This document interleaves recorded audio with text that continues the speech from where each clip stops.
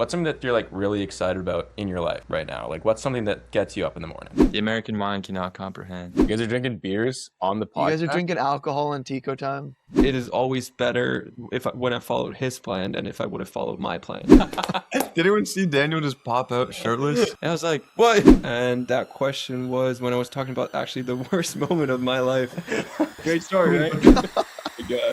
That is going on the highlight reel for this episode.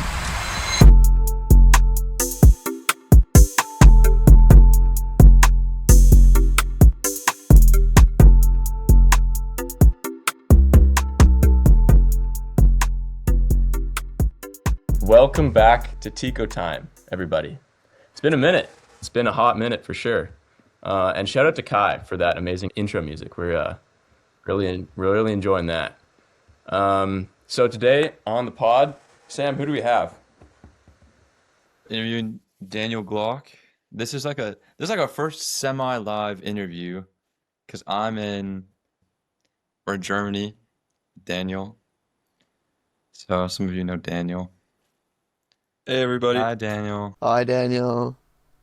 Traveled far to do a new interview, but we're excited to. I mean, it's still pretty much all online, but it's kind of cool. I get to do it in person, so. Oh, Daniel just had a great idea. What if we prayed first? Yeah, sure. I'm down. Sure, Peter, do you want to lead some prayer? sure. Lord, I thank you for this time that we have to get together and do TicoTime together. Thank you for the blessing that it is to stay in touch with each other and catch up with Daniel Glock today. I pray that you bless our conversations and work through us to be a blessing to those who are listening to the podcast. Pray these things in Jesus' name. Amen. Amen.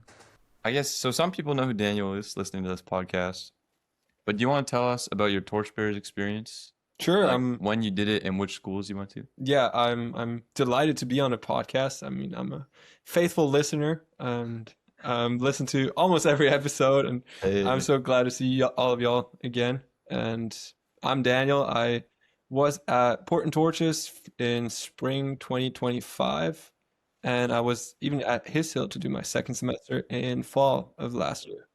And that's where I met, at Port, I met all of these lovely young fellas. Lovely young fellas. Yeah, Lovely well, I young mean, I'm fellas. older than you guys. You're the unk in the group. Yeah, no, that's fair.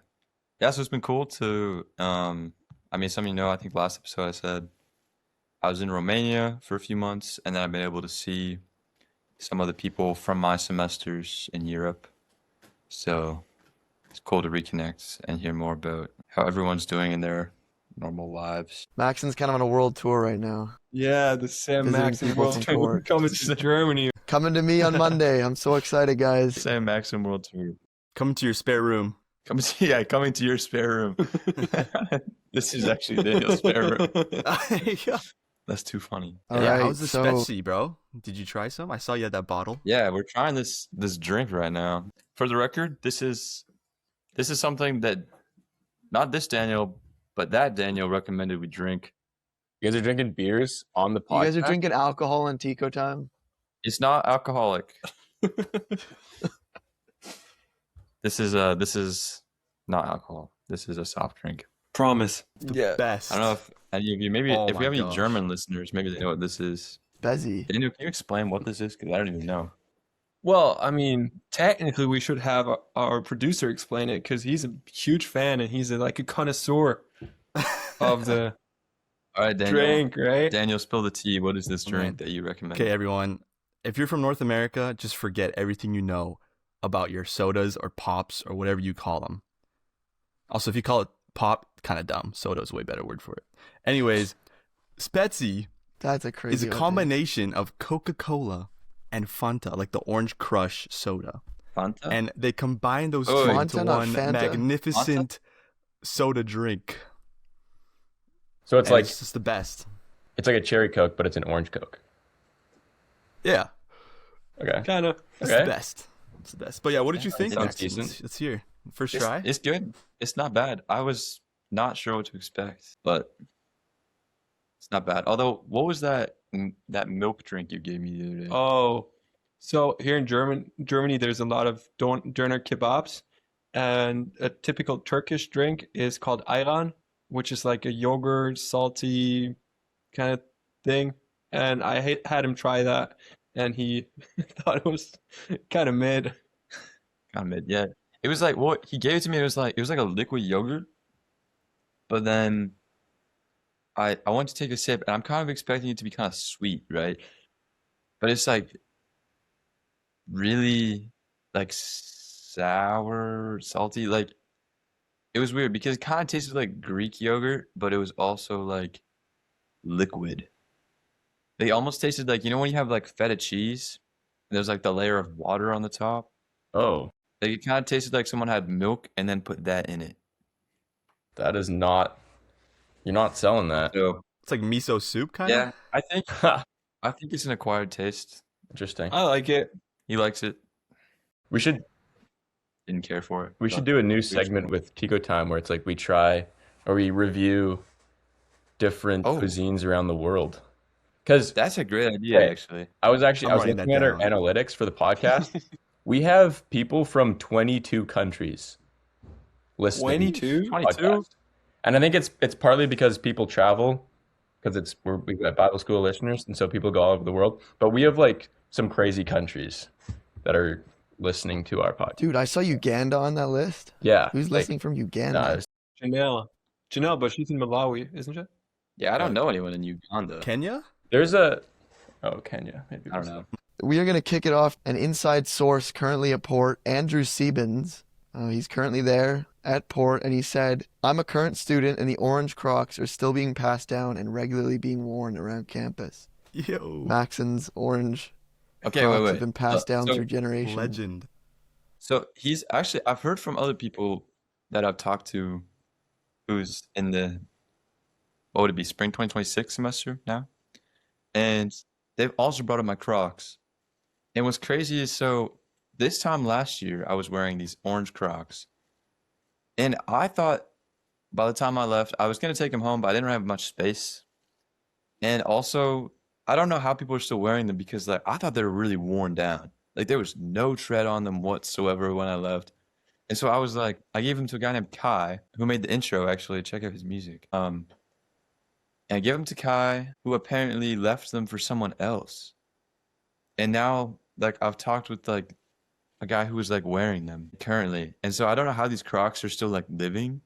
Like, I don't know if they're just like absolutely destroyed or if they're just like fine. But I think it's crazy that my Crocs are still being used. And didn't you also lose them like halfway through the semester? Oh, yeah.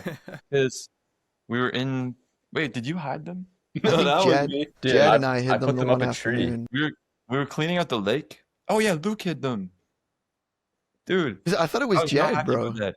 Jed Because- definitely hid them at some point. Yeah, Me it must too. have been Jed. Because it was like 2 weeks before I went to Panama, I was cleaning out the lake and someone like threw my shoe and then you put one in a tree, Luke. Anyways, I completely forgot about this, right? It's like 3 a.m. We wake up to go to Panama and I'm like, I don't know where my Crocs are. And I went to like look for them and they were like gone. It was like 3 a.m. There was like no finding them. And so I had to take my moccasins, which were the That's not a Remember- good shoe for Anyone knows what a Panama. mock- Not the ideal It's like- footwear for it's not- Panama. It's kind of like a slipper, but it's just completely leather. So I mean, they can get wet. But it's not ideal with sand. So Maxon, I just wear these like cooked moccasins. Maxon, while we're on the topic of lost possessions, let's talk about your hat that was stolen from the construction worker. dude. Okay, wait. Real talk. What happened to my water bottle? I don't Does know. anyone remember I my don't water know, bottle? Oh, the little Cade teacup knows. thing. Cade knows for sure. Kate actually no. Anyways, Probably. I had a hat. Crazy. It was a nice Bass Pro hat, and there were people doing like construction. And I remember I left it in, what do we call the old classroom again? Yosko? The kiosco, yeah. And I left it there one day, and then it was gone. And then like a month later, one of the construction workers walks in. I'm like, oh, he has the same hat as me. I'm like, wait, there's no Bass Pro Shops in Costa Rica. I was like, that must be my hat, bro, because it was like a different edition one. So yeah, someone took my hat, but Did you get it back? nah, it was like really messed up.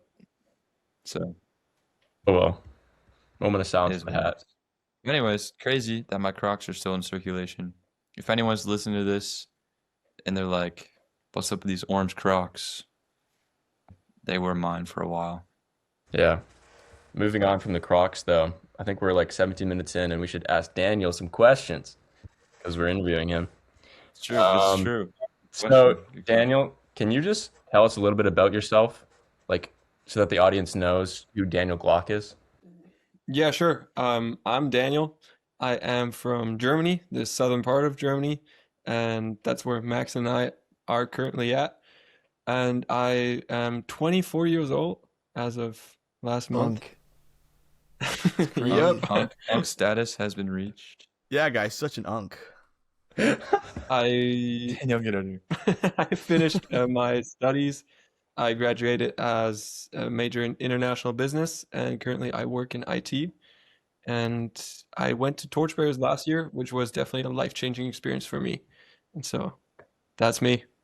Sweet. Thank you. Tell us more about your childhood, Daniel. That's from your childhood. Can you get more Yeah, creative? We want to know about you. Did you grow up in South Germany? Yeah, I grew up in literally the same house. There's another apartment in here, like not underground, but like, In the basement? yeah. And we moved from that to the place we live in now, but that's the only time I moved, which was literally in the same house. So not a whole lot of action. Yeah. Growing up, only then later, at the age of 16, I did a year abroad in the US in Colorado Springs. That's where I learned English and life skills, I guess. Growing up, and yeah, and then over the past couple of years, I moved a lot. I lived in Spain and Denmark, and then Costa Rica, and as of recently, Texas again. So Crazy. You spent Wow. time in Denmark too? yeah, How long? 2.5 months. So Okay. I lived in Copenhagen. That was like a work internship, but like international. So worked with colleagues This there. guy's been all over the place. Yeah. How many languages do you speak then, if you've been all over the world? I speak a couple. I think I speak fluently German and English, Spanish and Italian, and a little bit of French, tiny bit of Danish and Russian. Holy. What? So, So, almost like 6 or 7 languages. Crazy. yeah. The American mind cannot comprehend. No, we cannot. But Or the Canadian that's mind. crazy. Yeah. That's wild, Duke. Yeah, so Didn't expect going back, that. so you spent a year as an exchange student in Colorado, Yeah, and that was for a whole year as well. yeah, exactly. Okay. How did you find like that experience, like culturally and stuff? It was a really interesting experience because, well, coming from Germany, going to the US, I was really looking forward to a new experience, meeting new people, new friends, and it was really a blessing in the beginning because I'm through church, I met a really good friend group, and so I got into that whole friend group right from the get-go. But at the same time, moving abroad at the age of 16 is not always easy. Also, Mm. living in a host family that is, yeah, I don't, especially I feel like in the teenage years, especially as a boy, I feel like you test your limits quite a bit. Hmm. And I feel like your natural parents or like your biological parents are maybe a little more understanding than if they're not your actual parents. And so there was some, let's say, friction. And I actually ended up moving host families. And so, yeah, it was a good time with some ups and downs, I'd say. Yeah. Daniel, I seem to remember you sharing a pretty funny story about the reason behind moving families, or like when you Yes. did move, there was something. Yeah, Do you mind sharing that story? yeah, for sure, for sure. That was part of our testimonies, right? At Port, our testimonies were like 15 or 20 questions. And that question was when I was talking about actually the worst moment of my life. So, tough. great story, right? Wow, there, That's a good one, Luke. No, but it started off when I got to the US. As I said, I got plugged into a friend group from church right away. And so I got there in, I think, end of July, beginning of August. And that was still like summer break. And then going back to school, there's the homecoming dance right away, right? And so I asked a girl to go to homecoming with me because I wanted to go with that friend group, and she was like the last girl still left there. And because of that, I thought maybe good idea to ask her to go to dance with me. For me, that was totally platonic. For her, that was not so much the case. She I guess, took that as more of an advance. And yeah, later that night, she tried to like, well, just in general, she wanted to get into a relationship, which I didn't want, and so I rejected her. And yeah, but my year went on just fine. It was a little weird with that friend group because the girls started kind of like ignoring me, and I didn't hang out with them as much anymore, but I hung out with the boys, and yeah, it was fun. And so, as I said earlier, with the host family, over the time it got to some friction because I guess different cultures. German culture is very direct, so I expect if somebody thinks something's wrong to tell me directly, whereas I think the US culture is a little more indirect. And so That makes sense. that definitely caused some friction. And I think 6 or 7 months in, my counselor from the organization one Sunday asked me out for lunch. And I was like, sure. And I think that was the week after my birthday. Oh, and something to know about my birthday was they actually threw a surprise party for me for my birthday, which was really nice. But it turns out that friend group where the girl was in that I talked about earlier, they came because that was my main friend group, right? But like after an hour or so, they left because one of the girls from that friend group had invited them as well. So everybody left at my birthday but me. No. Oh no. That was kind of rough. So anyway, that week after, I was having lunch with my counselor, and he was asking me about how family life was because we would meet up like once a month or so. And we were playing Mario Kart at his place, and then he just like, I don't know, out of nowhere would tell me, "Yeah, you kind of move in families. We're taking you out of that family." And I didn't know what to think. I just started crying. And because they didn't know where else to put me then, right? They didn't have a clue. They just knew it wouldn't work or continue to work because the family complained about me to the organization, and I complained about the family because strict rules and stuff. And so, yeah, that was that. And so for the next 2 weeks, they said they would try and look and find a new family, right? And I think a week later, week and a half, they told me, yeah, good news, Daniel, we got a new family. And I was like, great. But in the back of my head, I knew something that would be devastating, right? And so I asked, yeah, what family? And it was like, yeah, there's a family in town that we have worked with before. They had exchange students before from us, and it's a great Christian family. I was like, sure, it sounds great. Who is it? And they said, oh, it's that family. And I was like, oh, turns out it was the family that of the girl that I had rejected before. So That's tough. the next 2 weeks were horrible. Dude, Yeah, it was that's really dude. tough. Like I would move into their house. Like first of all, I started crying real bad because I thought that was gonna be literal hell. Because I knew she'd ignore me or because she had before. And yeah, so that was really tough. And I stayed with them for I think 3 weeks. And during that time, actually, my friends at school heard about it and they kind of made fun of it because they knew about that whole Nah. story that was going on. And then actually, one of my friends, actually non-Christian friend, offered to take me in, and that was pretty epic afterwards because it was a family of a dad and his two sons that I played football with. And so, in order to host an exchange student, you have to guarantee that you're going to provide for them, right? And so he said, yeah, he'd provide for me, but he wouldn't cook. Sounds weird, right? But turns out he would get takeout every single day, It's crazy. which It's is crazy. definitely a redemption for my 3 weeks in misery. That's crazy. That's So, yeah, that was the story in my testimony. Wild story. That's like movie script stuff right there. yeah. Yeah. Yeah, that's Sharing insane. that. So, It's so you had the year in Colorado, came back to Germany, Yep. and then fast forward a few years, you finish school, Mhm. and then you decided to do another year of travel. And No. like, how did you end up at Costa Rica? So it was that I graduated high school after I got back from the US, and then I did my studies, like my undergrad Mhm. and international business, and I finished that.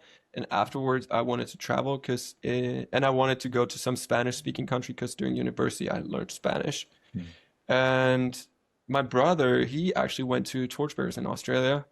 I guess shout out to whoever who went there, if somebody went there. Shout out Um, Luca. We should do a Luca episode. yeah, we should, man. Yes. And so because of that, I was interested in Torchbearers, going to a Bible school, and then I got like a not newsletter, but like their little hmm thing, and I saw that they had a school in Costa Rica, and I thought I have to go there. And yeah, I applied, got in, and went there. Pretty simple story. Crazy. I yeah. Another question: what did you learn about yourself through your experience at Port and Torches? I think something that I learned about myself was that I it's kind of hard to say or articulate that is, but I Yeah, for didn't sure. believe the Bible in a sense Okay. of I knew it was true, but I didn't believe it with my heart. Hmm. And I truly realized that it was actually during one of Tom's classes, I think, when, or was it Jeremiah class? I don't know, either one of those classes, where he kind of challenged us to take the Bible literally in a sense of that when God promises something, to hold him to that promise. And it wasn't with my future plans because after port, I had no idea what to do. Hmm. And so I prayed to God quite, I don't know, quite boldly, I guess. Something that I had never done before because I Hmm. had the story of had read the story of Job where God's like, "Who are you? Who do you think you are? Where have you been when I laid the foundations of the earth?" And that's kind of the picture I had of God. And so because of Tom's class, I started praying boldly because we talked about the Psalms where, yeah, the psalmist is really honest and kind of calling out God. And so I did that as well in regards to my future. What I did is I wrote down my future plans, and then in an hour of prayer, I went ahead and ripped them into Mm. pieces and was like, all right, God, you told me that you have great plans for my life, so let's see.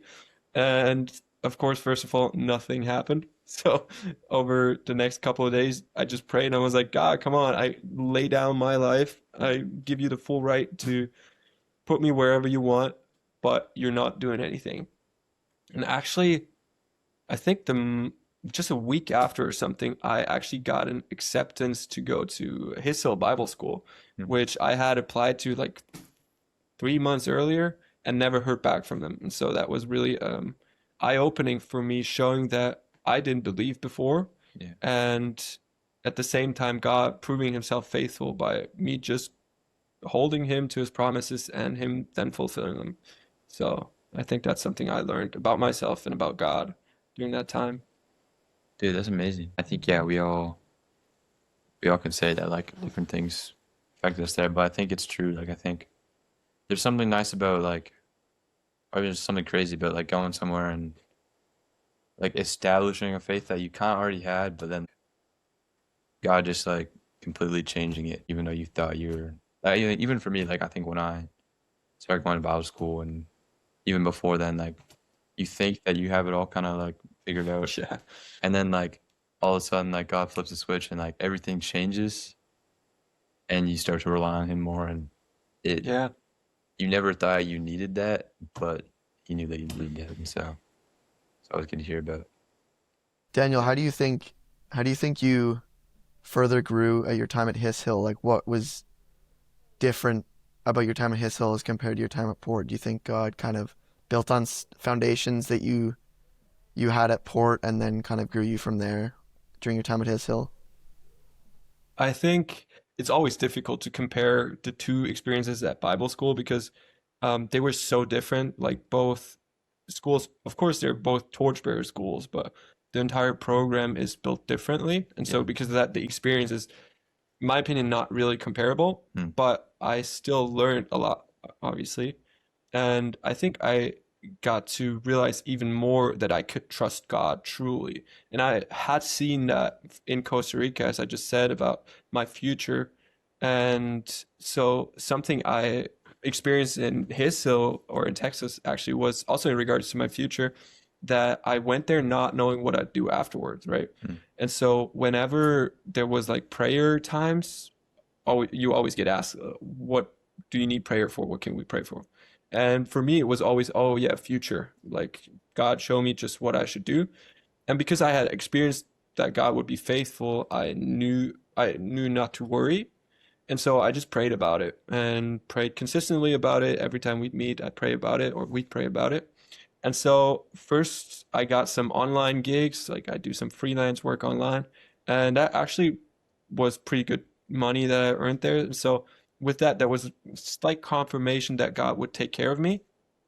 And then something that you need to know is that before going there, I had applied to like I think 30 jobs or something, Wow. for to work after my time there. And well, I got one rejection after the other, even though I had good grades, I had good graduation. And so I was a little disappointed or surprised that nobody wanted me. I mean, I got, I think, two interviews, which both didn't work out. And, but I kept, I guess, trusting God, knowing that He would provide anyway. And so I reached out to my old boss with, it was, I guess it's a pretty big company with like 15,000 employees. And so usually you have to go through like a formal application process.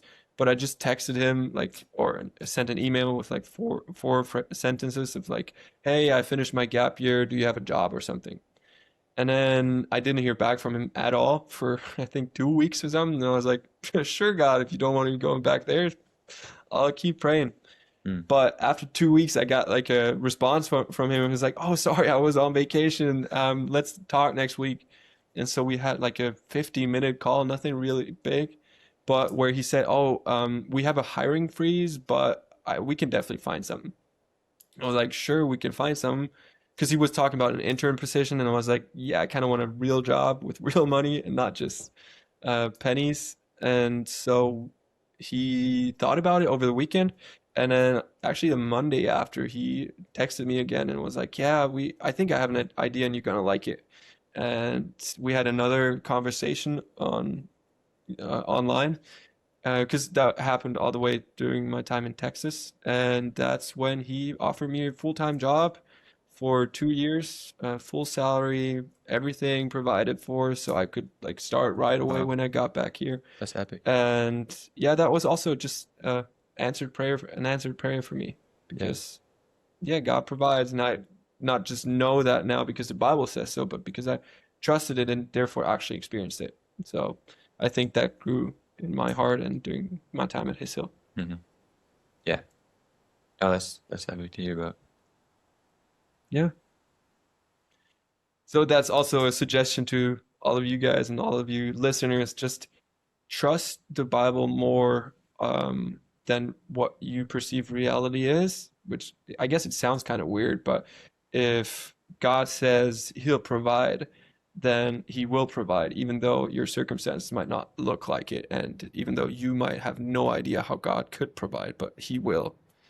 Be faithful to His promises, and whatever the Bible says will come true sooner or later. Mm. That's a really good reminder. And I think, yeah, I can definitely attest to that as well. Sometimes it's scary because sometimes it happens last minute, or Oh yeah. sometimes I've had to realize his timing is very different than mine, and often it's like only right before something's gonna happen that he tells you. Yeah, and Is I that feel like something I realized is looking back, it is always better when I followed His plan than if I would have followed my plan. Because sometimes there's these moments where I'm like, oh God, why do you let that happen? Or why doesn't my plan work? But goodbye, Peter. Peter's gone. But then looking back like 1 or 2 years later, I always realize, oh, great, it happened that way and not my way. Yeah, that is a super powerful testimony to hear, and it's kind of the reason we do this podcast is for chance to hear stories like that. So yeah, thank you for sharing that. Appreciate it. Yeah, of course. So you got this new job. What's something? It could be to do with this job. It might not be. What's something that you're like really excited about in your life right now? Like, what's something that gets you up in the morning? Something that gets me up in the morning. Oh, my alarm clock. Hey, that's That's what I was looking Yeah, for you're with that question. meaning that one. That's a quote right there. But I think something that is really really a blessing to me is the new church. I mean, you, Sam, you Yeah, experienced that a yeah. little bit, but it's a great young adults group of like, I think the church has like 300 members and about like 50 or 60 are young adults, like about my age or, That's crazy. and that is such a blessing because it's, and it's also a cool youth. Like I feel you usually you have like two or three people that you hang out with, and then there's some distant people that you know but you don't really hang out with.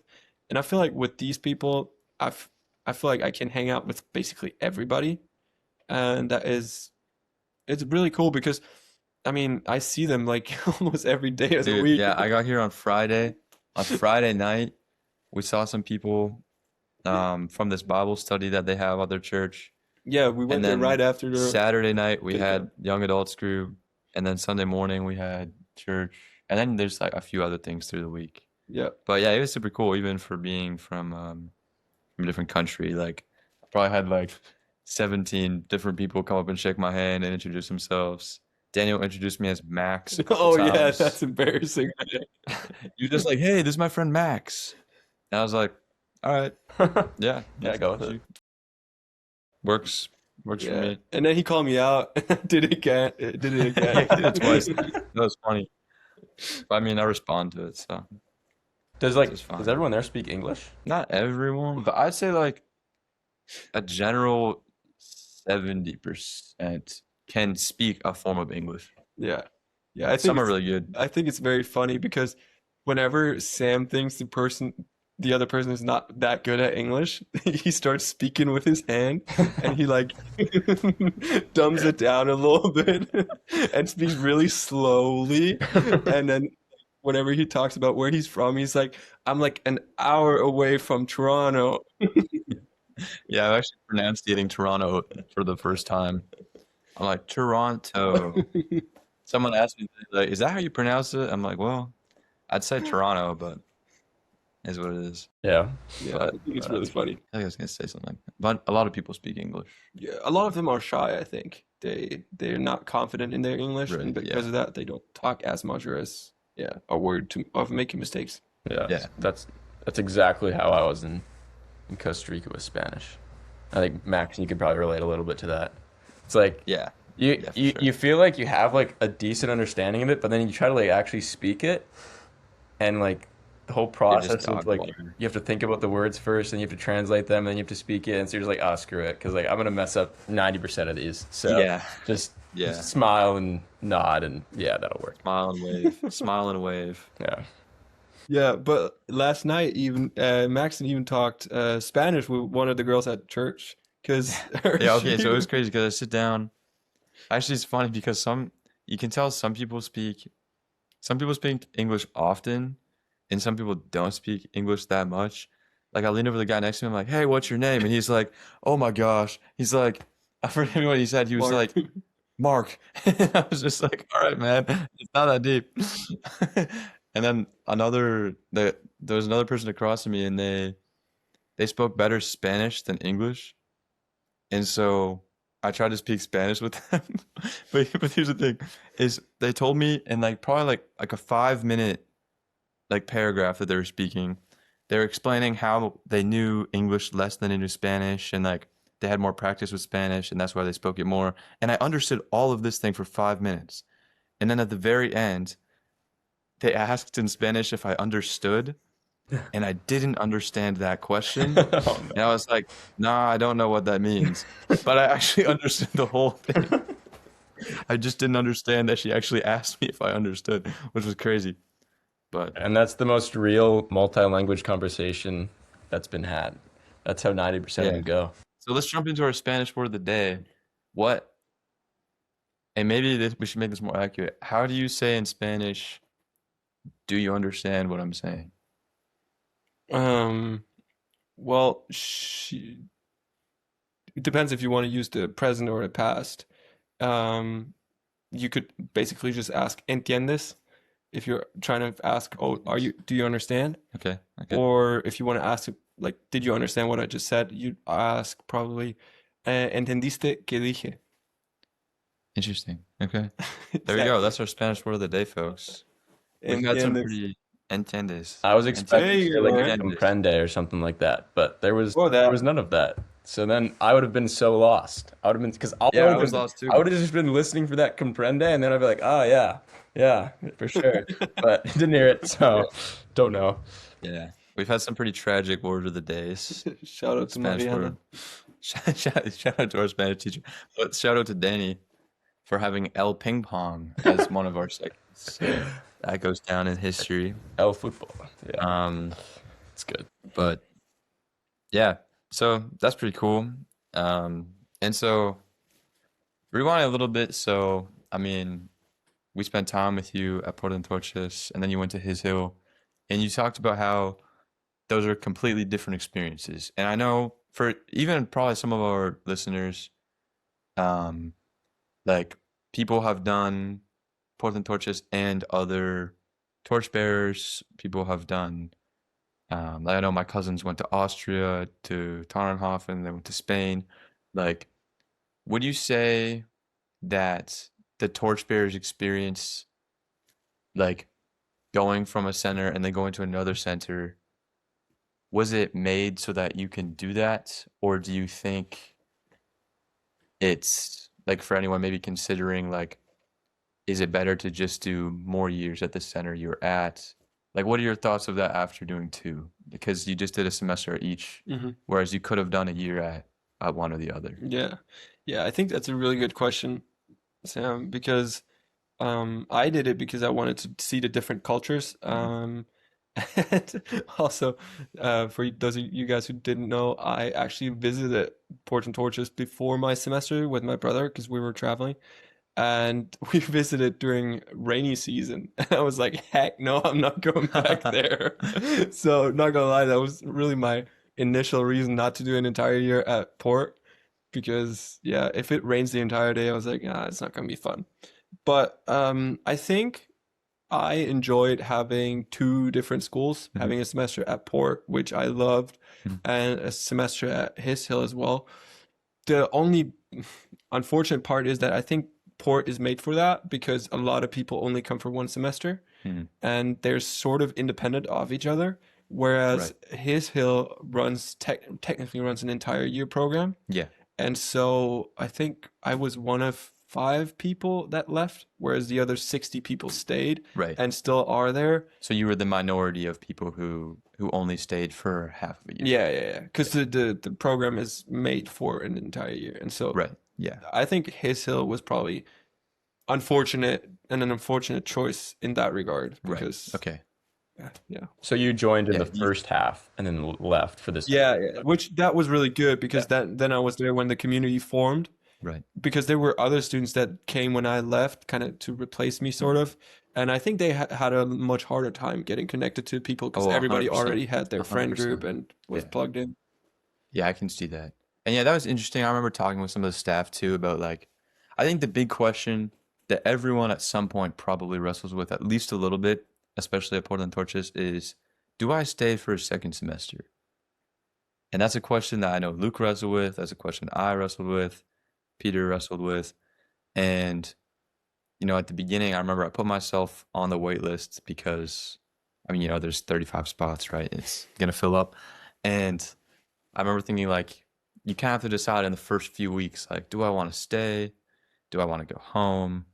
You're kind of going through all of these feelings, like you're away from home. Some of a lot of the people for the first time in a different place that you've never been to before, right? And you're just like, you have to make this sort of strenuous decision, like, do I want to double my time here after only experiencing a taste of it, or even having not experienced it yet at all?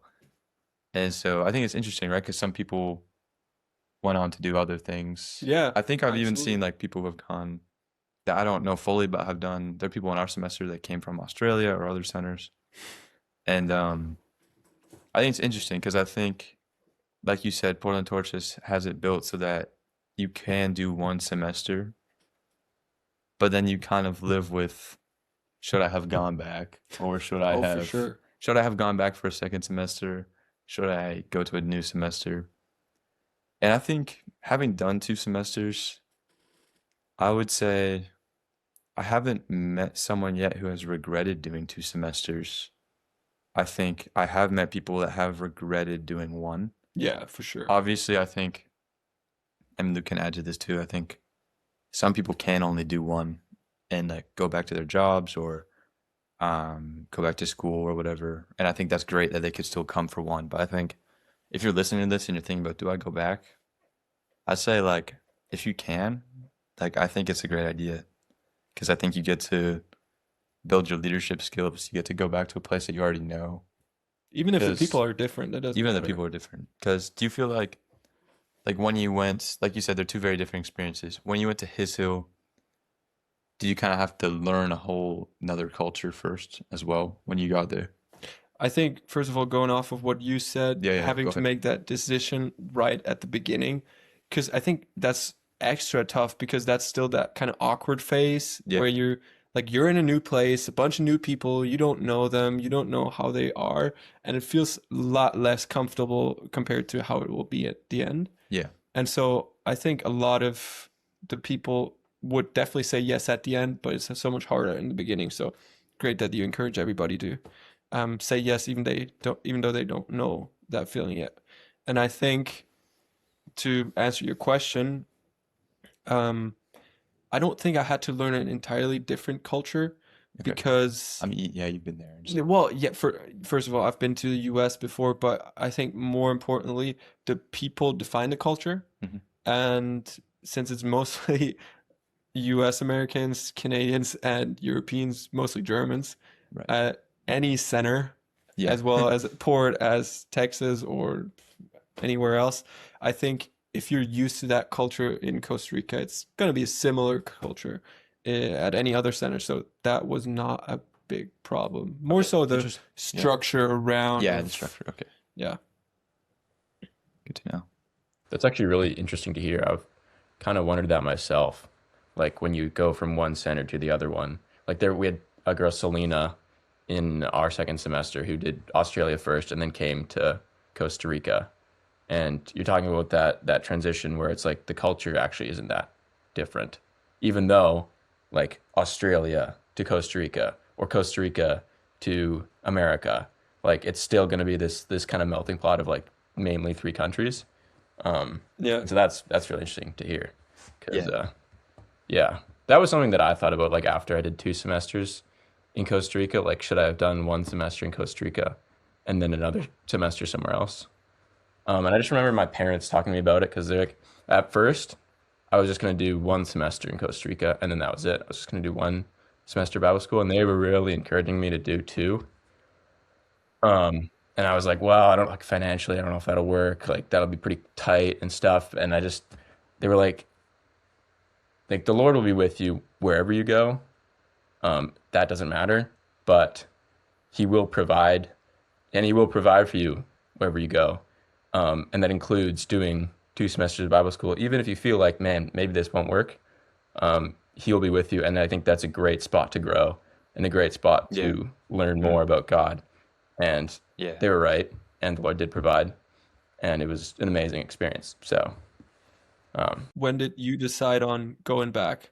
Because you said you had that decision open. So when did you decide to go back, and what made you decide to go back? I love how we're switching. Who's the interviewer? Who's the Sorry, No, I'm it's just good. curious. I want to hear this too. Yeah, that's great. Yeah.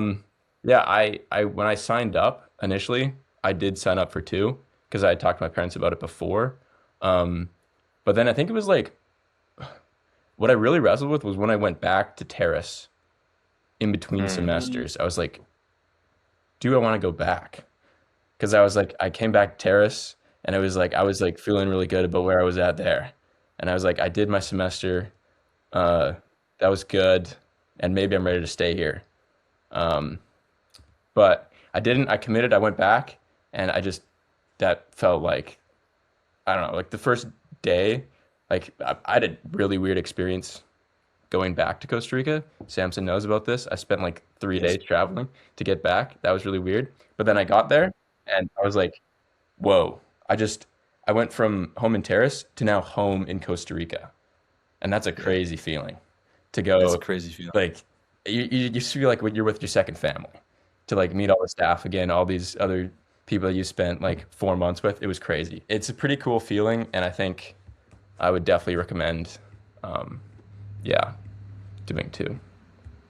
Yeah, I think also, I mean, like for the same reason, I think what's crazy to me, and I mean, not everyone knows this. Not everyone knows me and Luke. Not everyone knows Daniel. But like, not everyone knows anyone. But seeing Luke in first semester and Luke in second semester was such a wholesome, crazy experience. Like seeing, like staying in a place and seeing the growth of the other people around you is still like the most meaningful thing to me about my experience in the second semester. You know what I mean? Because if you didn't come back for second semester, we would have left with having like one or two like significant conversations, which would be crazy. But like second semester, we grew so much more because we had that bonding experience. It's crazy. Yeah, I think the only other thing before we like move topics, I guess, is I have heard too from people who have done a semester one place and a semester another place that I'm curious to hear your perspective on is that like if you do a first semester somewhere and a second semester somewhere else, you don't have a transitional experience like you would doing 2 semesters in one place. Because we had like the staff walk us through what it's like to be a second semester. Whereas I did hear from other people that coming in from another place, you just kind of have to figure it out by yourself because you're starting over again. Do you feel like that's something that you wish you had going to His Hill? Like, hey, welcome from this place. Now you're here. Like, you know how you just have to connect the dots yourself. Do you feel like that's something that should be established or no? I think, of course, it's easier, obviously, if it's established. I think in my personal case, it was not as much of a difference because even in first semester, I was I was not a lot older, but I was one of the older people. Yeah. And therefore, it was not as much different, I guess, the dynamic of Yeah. how I interacted with people Right. compared to His Hill, where, I mean, also I was older by like 4 or 5 years than most of the other people. So I think in my case, not necessarily, but I think with other people, it definitely could be an not issue, but a thing to think about or potential burden. Something I was just reminded of was, do you guys remember when Luke and Danny switched profile pictures? Oh, yeah. That was crazy. That was messed up, man. That was I mean, Yeah. I remember because I was there and I knew both of them, but even I was confused. And all of the new students were like, for first week or something, messed up the two names. That I was didn't really crazy. know that we got anyone until like a while later. Everyone was like, no, at the beginning we were so confused as to who was who. Yeah. That's Which too one's funny. Which That one's was Daniel? when we were in vacation post first semester. We went to like Tamarindo or something for a week, and we were just chilling there. And they were like, "Oh, this would be so fun if we switched our profile." We didn't think any like would really happen out of it, but then apparently it did kind of work. So yeah, That was hilarious. Yeah. I completely forgot about that. Definitely great prank suggestion Yeah. for potential second semester. Yeah, the second Exactly. semester switch profile. please try it. Speaking of funny moments, tell us about a funny moment with okay, there's a specific story I'm thinking of that we talked about earlier today. Can you tell us a bit about that? Do you remember that what we're talking about? To the April Fool's one, or No, which one are you the thinking? casino one. What? The casino one. Oh, so I must confess I was a little bit of a bad influence on John's kids. Just a little, This- little hint. This was probably the funniest thing. I completely forgot about this until we were talking today. Yeah, so it was, I think one of the, towards the end of the semester, maybe like 3 or 4 weeks out, I don't know why, I was playing with Zachy and I in the living room, like in the sala, and they were stacking these like poker chips, right? And I think it was Eli who brought up the idea I should teach them some words, right? And so he was saying initially, like, teach them full house. And I tried that, but that was a little too hard. And so eventually I came up with the word casino, right? And so Yes, yeah, Luke remembers this. Luke remembers this. not gonna lie, it was kind of messed up because I would start taking the like poker chips in the whatever package they were in, would shake them and say casino, try to connect the words with the sound, right? Bro, And that's so bad. but it actually worked. Like 2 weeks in, Zachy knew the word. When I would come up to him and I would say to him, "Oh, Zachy, what's the word?" And he'd be like, "Casino." And like a week later, I enlisted his help to teach Nai as well, and so she got the word as well. But the funny story I was telling Sam earlier was, I think it was in the mission trip planning. We went to the Chino store, right, to buy some utensils for the youth ministry.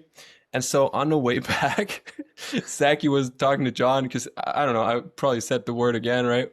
And so Zachy was telling John how we should take the students to go to the casino to get some toys or something. So He actually asked John if you could take the students to the casino. yep, exactly. So That's that was crazy. For that was reference, pretty funny. Zachy is like what, 2 or 3, and Nye is like I think 1, he's 3 or 4 years He's old. 3 or 4 now. 3 or 4 now. But yeah, they're like really, really, really little kids. For Most those who people don't know Zachy and Nye. Yeah. Zachy's a legend. Yeah. That is too funny though. I remember, because I just remember walking by the Sala one day, and someone was like, "Zachy, where do you get the best toys?" And he was like, "Casino, casino." And I was like, "What?" It's like, he's cooked. Bad influence. Yeah. I hope And so. initially I wasn't sure if they would John and Gracie would approve, but I mean I guess I was just bold and kept doing it, and eventually they seemed to be sort of fine with it. I think John laughed about the question from Zachy about the casino. Yeah, no, that's crazy. Do you guys remember on the one service day when someone gave Zachy like a spray bottle, and then he ran around spraying people with the spray bottle?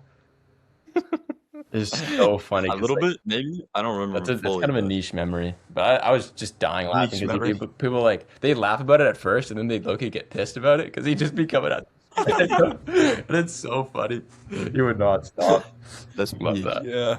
That's peak. We definitely had a bad influence on them. Also good, but Yeah, yeah. No, it's epic. Sweet, man. Well, thanks for coming on. It's been epic to chat and stuff. And so you're working right now, working at IT, yep. got settled in. I mean, it's pretty established in life right now. Yeah, I mean, It's you epic. saw all my friends, my family. Yeah, Got it's been cool. It's been crazy to meet all these experience. friends.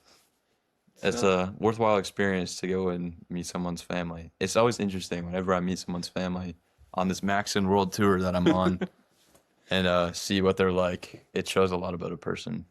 Because I've gone to realize like a person is really just like an extension of their family, kind of. Or maybe it's the other way around. But No, I don't know. There's a lot of Makes sense. similarities. And so it's cool because like I'll go somewhere and be like, yeah, that checks out. That's their parents. That makes sense. Nice. But your family's really nice, so I'm glad you like it's it. epic. So Yeah. y'all should comment if Maxon should come to your town Comment next. comment if you want me to come to your town on the world tour. Comment if you want Maxon to start like a YouTube channel or something so we can see his full tour. Yeah, Because I do should want do to that, see man. that. I want a full. do some vlogs, man. Yeah, Just- exactly. I've been taking a lot of videos. I need to do something with them. Yeah, But you should. no, I've just been lucky. I mean, I said earlier to some of my friends, like I've just been lucky to be in circumstances where I can see people from port. It's genuinely like not things that I would have originally thought. But it's been nice. It's been a Yeah, blessing. and it's crazy that I mean we get to see each other in like 4 weeks again. Yeah, yeah, we're meeting back up at a wedding. Yeah. So Danny, do you have any prayer requests for us? Oh, maybe that becomes a reality one day that I get to invite all of y'all to my wedding. That'd be pretty hype. You could come to Germany. Everybody meet up in yeah, my spare room. it's a really nice room. It has a whole little kitchen and everything. But No, but that'd be great. That I could just continue in faithfulness to the Lord, even with ups and downs, and eventually get married, because that's the goal in life. Cool. what goal is crazy. Yeah. Sweet. Cool. Anything else before we shut this thing off? Closing remarks to the students. Don't they usually say drop a like? No, drop a like. Leave a like. Oh, Drop a comment. We Like, do need to like, work and on our subscribe. outros. Our outros are Yeah. so bad. I gave up on outros after some of the last incidents. Okay, I'm gonna end the recording now. Yeah, Too that's all Luke. Ouch. That's all Luke. You should Okay, leave 'em with a outro. question. I'm gonna lock in for Leave this. him with a question. Is Yeah. that right? Outro. What? Leave them with a question that you could like pick up the next time. So it's like a incentive to listen to all the episodes, Oh, dude, I need some planning for this. Do you have any ideas, Yeah. Daniel? Yeah. You're wise. You're old. You could talk about what's your favorite food, what's your favorite place in the world. Like we talked about that today, or your funniest April Fool's joke, funniest sport memory. I don't know these things. I like that because it's almost April Fool's. True. Oh yeah, man. True. All right. What are your plans for April best Fool's? April Fool's memory or And joke. actually, Don't go crazy if you know what we you're should do? bored right now. People should send in clips of them like either setting up or like doing their April Fool's Day prank, and then we could like put them on social. I have a really bad taste in my mouth from April Fool's last year. So Yeah, next Maximum episode you guys hated should Maximum talk about hated. April Fool's. yep. I like that. I like that a lot. Okay, well, Daniel, thank you so much for coming onto the podcast with us. We really enjoyed having you on here. To everyone else, all our listeners, check out our social media accounts on Instagram, and do we have a TikTok? We do. I asked this last time as well. I don't know. I'm not on TikTok, but Daniel, he's got all that figured out. So make sure to check those out. Yeah, thank you for listening. Hope you have a great rest of your day, and God bless.